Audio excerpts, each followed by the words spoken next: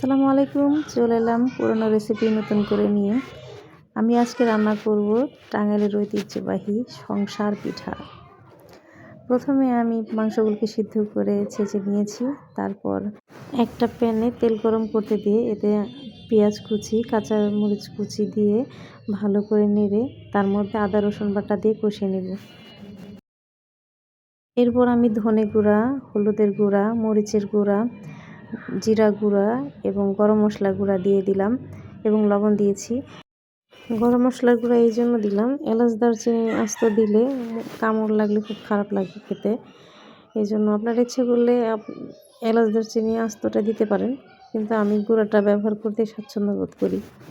এরপর কিউব করে কেটে রাখা গাজর, আলু এবং মাংসের ঝুড়ি দিয়ে দিলাম। তারপর আমি কষাতে শুরু করলাম। আমি গাজর এবং আলু দিয়েছি এই কারণেই যেন একটু ফ্লেভারটা অন্যরকম লাগে। আমাদের টাঙ্গাইলের অঞ্চলে এই আলু আর গাজরটা দেওয়া হয় না সাধারণত, শুধু মাংস দিয়ে রান্না করা হয়।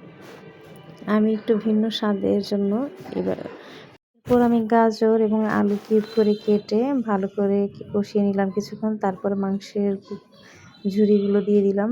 দেওয়ার পরে কিছুক্ষণ কষিয়ে তারপর পানি দিয়ে দিলাম। পানি দেওয়ার পরে আমার কিছুক্ষণ ঢাকনা দিয়ে ঢেকে এটাকে সিদ্ধ করব। ঝোলটা টেনে আসলে তখন আবার কিছুক্ষণ ভাজবো। আমার ভাজিটা হয়ে গেছে। সিদ্ধ করে রাখা চালের আটাটা আমি রুটি বানিয়ে নিলাম এবং মাঝখানে 2 খণ্ড করে কেটে নিলাম। কেটে এবার সমোসার মতো শেপ দিয়ে আমি এটার ভেতরে সেই মাংসের পুরগুলো ভরে নিয়ে তারপর আকার দিয়ে আমি এটা ভাজবো।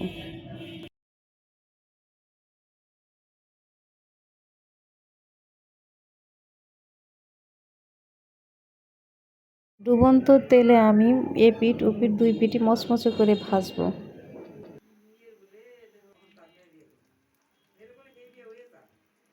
এই তো হয়ে গেল আমার মজাদার সংসার পিঠা। আপনারা সবাই বাসায় ট্রাই করবেন।